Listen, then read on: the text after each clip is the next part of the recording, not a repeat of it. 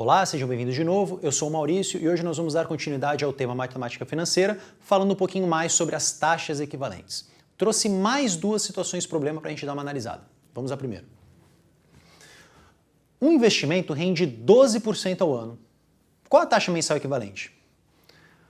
Caso você não tenha assistido a aula passada, eu peço que você abra essa aula e veja um dos problemas que eu fiz lá. Aquele problema é muito parecido com esse. Só que lá eu te apresentava um investimento que rendia 1% ao mês. E eu te perguntava qual era a taxa anual equivalente. Então repara que é o caminho contrário que eu estou fazendo aqui agora. E o que nós vimos lá? Nós vimos que esse 1% ao mês não representava 12% ao ano. Era aproximadamente 12,68% ao ano. Então tenha esse resultado em mente, justamente para evitar aquelas falsas conclusões que a gente pode chegar, de imaginar que esse investimento de 12% ao ano rende 1% todo mês. Tá? Se fosse 1% ao mês, seria 12,68% ao ano, seria um pouquinho mais do que 12%. Porque a gente sabe que, como todo mês aumenta 1%, o nosso montante vai aumentando, e aquele 1% novo que você calcula cada mês é um pouquinho maior do que aquele 1% que você calculou antes. Então é claro que 1% ao mês vai dar mais do que 12%. Então já se antecipe e perceba que 12% ao ano vai dar uma taxa mensal inferior a 1%. Tá bom? Agora, o quão inferior vai ser? Vai ser 0,9, 0,99, 0,95?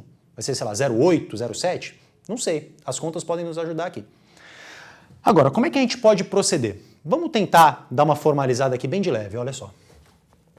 Vamos imaginar que o nosso valor inicial,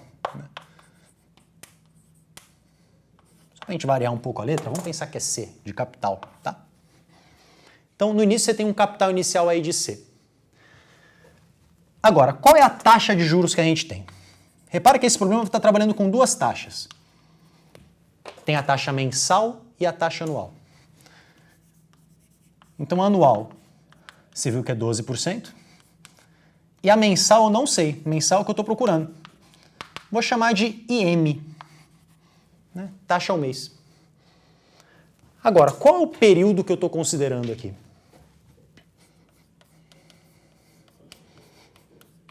O meu período é de 1 ano. Tá?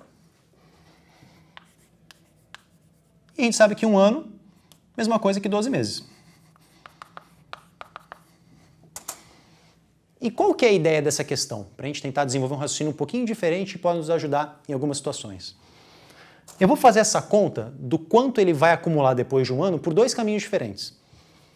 Então, vamos pensar primeiro na taxa mensal. Tá? Bom, eu tenho um capital C, a cada mês você vai multiplicar por aquele fator de correção que a gente falou nas aulas passadas, que é 1 mais a taxa de juros. Então, a cada mês você vai multiplicar por 1 mais IM, que é a taxa mensal. E como o período que eu estou considerando é de 12 meses, eu vou levar esse cara a 12. Bom, esse é um caminho que eu tomei. Mas eu poderia perfeitamente ter tomado o caminho da taxa de juros anual. Eu sei que esse resultado tem que ser equivalente aos 12% a cada ano. Bom, então, caso eu faça essa conta pelo outro caminho, eu vou multiplicar esse meu capital por 1,12. E como é 1 ano só que a gente está trabalhando aqui, pode colocar elevado a 1, ou então simplesmente nem colocar esse 1. A gente pode omitir esse expoente. Repara que o valor calculado pela taxa mensal tem que ser igual, precisa ser igual, ao valor calculado pela taxa anual. E repara que você pode dividir os dois lados pelo capital, pelo C, né? Simplificar aqui. E agora você tem 1 mais a taxa mensal elevado a 12 é 1,12. Repara que é uma equação com uma incógnita, que é o IM, só que é uma equação que você tem esse expoente 12, não é uma coisa que você costuma fazer de cabeça, né? Você sabe tirar fácil a raiz 12ª de 1,12? Imagino que não. Até se você conseguir, vem aqui para o ímpar, que você é um cara muito bom em matemática, né? Vou tirar a raiz 12ª dos dois lados. 1 mais IM é a raiz 12ª de 1,12.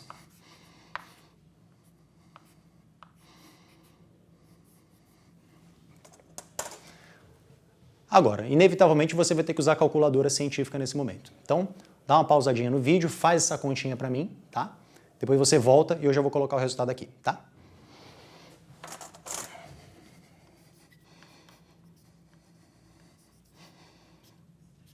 Bom, você que fez a conta, você deve ter encontrado mais ou menos esse valor aqui, ó. 1,00949. Claro que tem mais casas decimais aqui, eu estou parando por aqui mesmo, tá? Bom, e agora basta eu subtrair um dos dois lados. Você vai chegar a uma taxa mensal de 0,00949 aproximadamente. Isso em porcentagem, né, que a gente está mais habituado a trabalhar, representa 0,949% todos os meses. Então isso aí foi ao encontro do que a gente já estava pressupondo, né, ligeiramente inferior a 1% ao mês. Tá?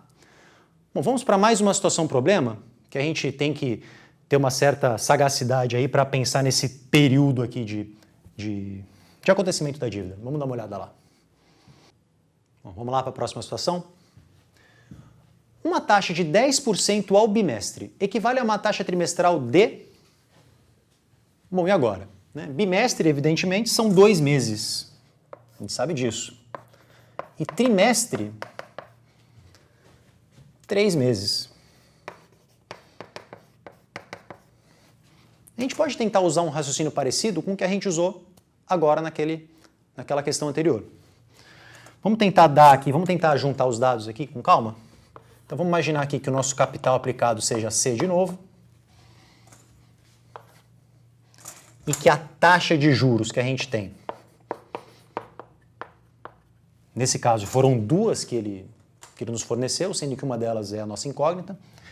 Então vamos pensar que a taxa bimestral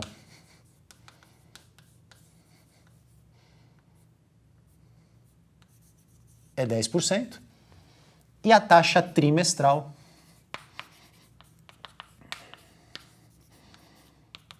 é de IT, taxa ao trimestre. Bom, eu vou ter que pegar um tempo de referência aqui.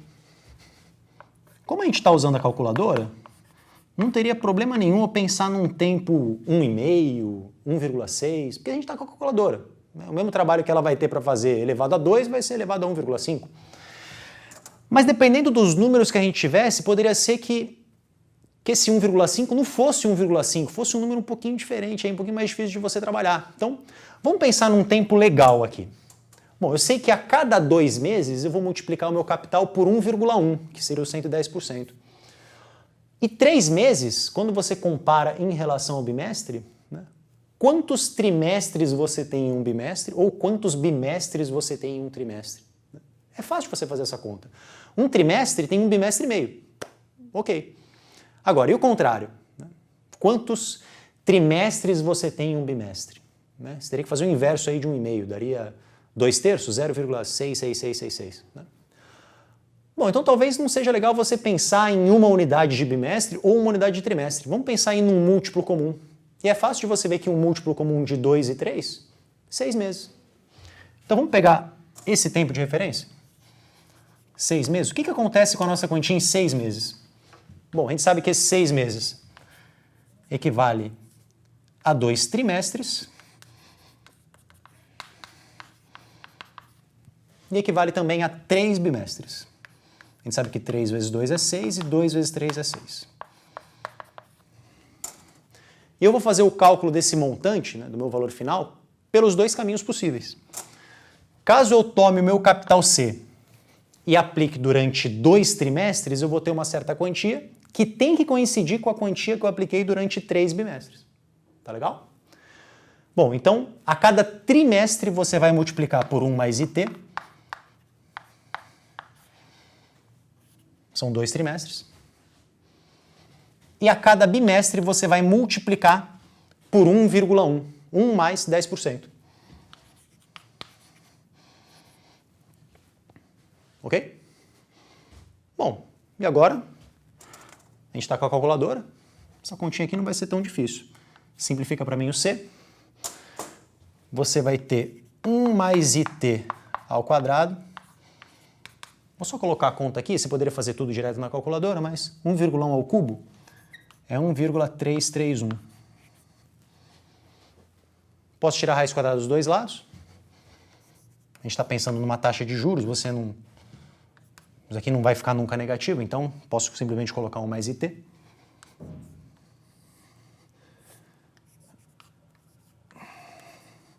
Então a raiz quadrada desse número, 1,331, que também não é fácil de você fazer de cabeça, mas com a calculadora isso aqui é bem facinho.